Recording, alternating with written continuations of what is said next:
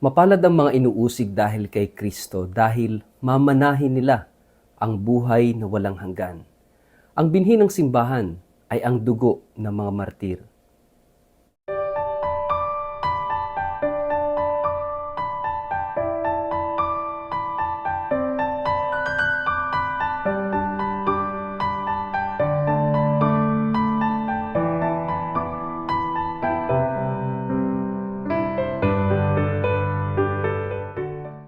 Ang mabuting balita ng Panginoon ayon kay San Lucas. Ngunit bago mangyari ang lahat ng ito, kayo'y dadakpin at uusigin. Kayo'y lilitisin sa mga sinagoga at ipapabilanggo. At dahil sa pagsunod ninyo sa akin, isasakdal kayo sa harap ng mga hari at mga gobernador. Iyon ang pagkakataon ninyo upang makapagpatotoo tungkol sa akin. Ipagpasya ninyo na huwag kayong mabahala kung paano ninyo ipagtatanggol ang inyong sarili.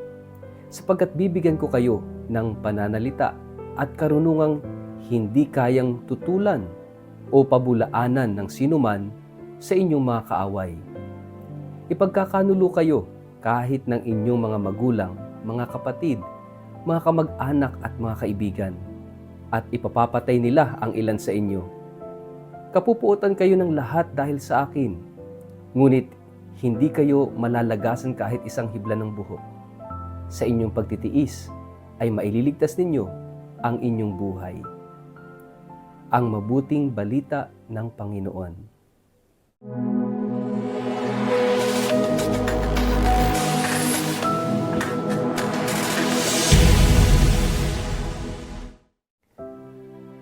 Mapagpalang araw po sa inyong lahat. Kumusta po kayo? Ang atin pong word of the day ay persecuted. Bago po tayo magpalalim sa ating refleksyon ngayong araw na ito, kayo po ay muli kong inaanyayahan na huwag kakalimutan na mag-like, mag-follow at subscribe sa ating page na Word of the Day at Father Richard Lagos. Ganon din po paki-share ang ating video ito sa inyong kapamilya, kamag-anak, kaibigan, mga kakilala sa social media para po sama-sama tayo sa pagiging media evangelizers at online missionaries na nagpapalaganap ng salita ng Diyos sa mundo ng social media. Mga kapatid, ngayon ay Red Wednesday. Itong Miyerkules na ito ay itinatalaga ng ating simbahan para alalahanin, para gunitain ang lahat ng mga Kristiyano na dahil sa pananampalataya sila'y inuusig, pinahihirapan at ang ilan ay pinatay. Magmula noon, magpahanggang ngayon, maraming Kristiyano pa rin ang inuusig. And Christianity is the most persecuted religion in the world. Napakarami na ang namatay dahil sa pananampalatayang Kristiyano. Kaya nga, ngayong araw na ito, we recognize the faith, the martyrdom of our brothers and sisters, young and old, na nag-alay ng buhay at patuloy na nagsasakripisyo at nagtitiis ng mga pag-uusig, lalong-lalo na sa mga bansa na minoridad ang Kristyanismo, kung saan kakaunti ang mga Kristiyano at sila ay walang boses sa lipunan. Mga kapatid, dito sa Pilipinas ay hindi natin nararamdaman yan dahil majority of us are Christians already. Pero sa mga bansa na kung saan minority ang mga Christians, talaga namang sila'y dumaranas ng matinding mga pag-uusig at ang iba ay kinikitil ang buhay because of the faith, dahil sa pananampalataya kay Kristo.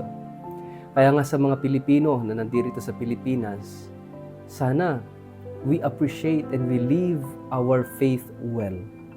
Kung alam lang natin ang hirap ng buhay sa ibang bansa na minority ang Christians, we will appreciate what we have dito sa Pilipinas. Siguro yung mga OFWs natin sa Middle East, sa Africa at sa iba't ibang lugar na kung saan minority ang Christians, alam na alam nila kung gaano kahirap maging Kristiyano sa bansang kakaunti ang mga Kristiyano, sa mga bansang hindi Kristiyano. Kaya nga mga kapatid, ipagdasal natin sila sa araw na ito. And we unite ourselves to all brothers and sisters abroad na talagang sumasailalim at dumaranas ng mga pag-uusig, mga pagsubok at pahirap sa buhay dahil sila'y Kristiyano. Ang ating gospel today ay nagbibigay ng lakas sa mga taong dumaranas ng pag-uusig, sa mga taong nawala ng mahal sa buhay dahil inusig, dahil sa pagiging tagasunod ni Kristo. At sabi rito sa ating gospel, ito'y tila ba isang paalala na huwag mag-alala dahil hindi pababayaan ni Jesus at ito'y bahagi ng pagsunod kay Jesus.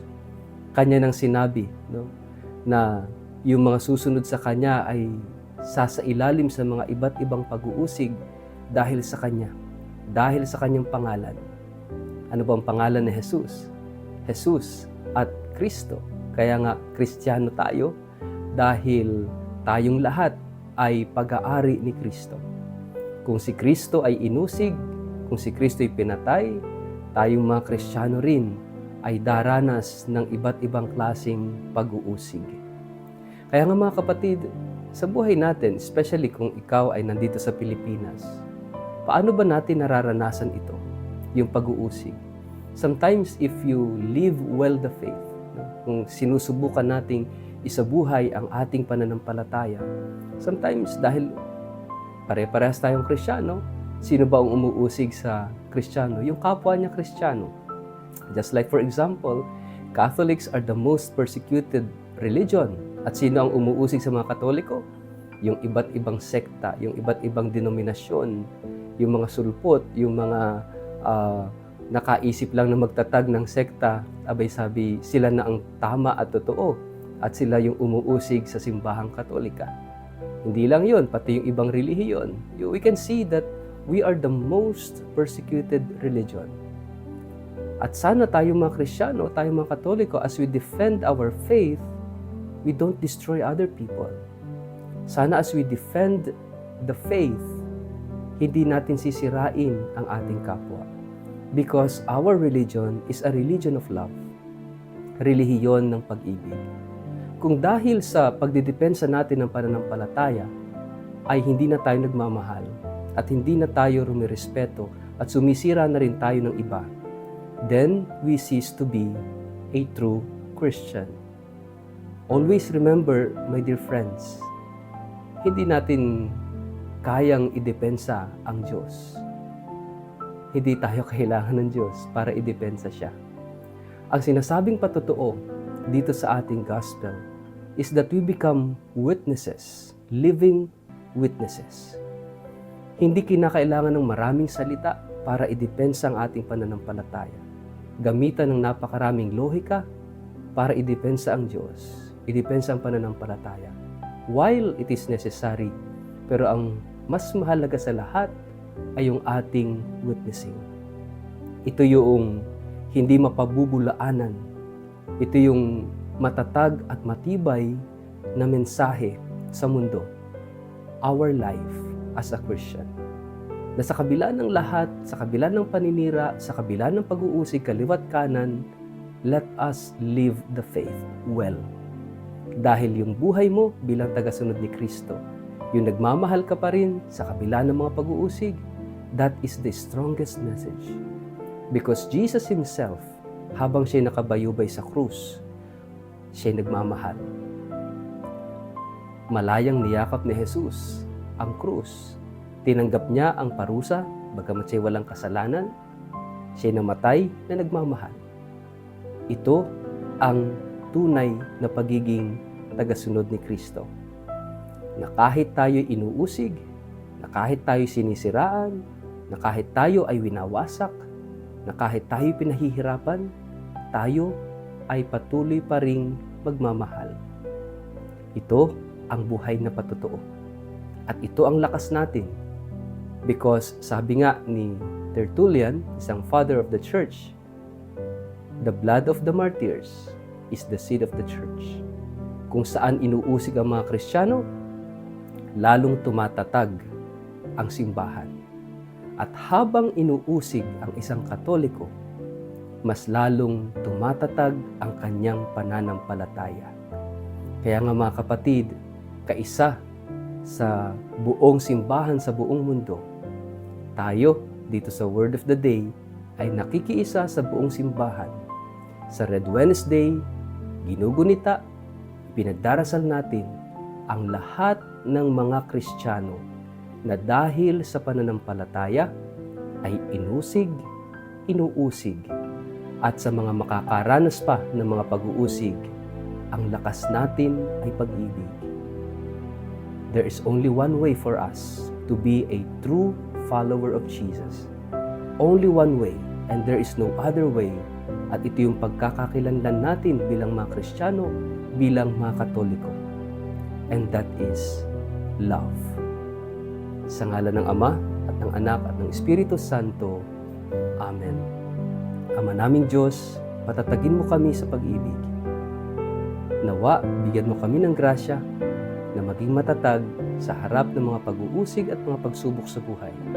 At palaging maisabuhay ang iyong pagmamahal sa amin. Amen. Pagpalain po kayo at ingatan ng makapangyarihang Diyos, Ama at Anak at Espiritu Santo. Amen.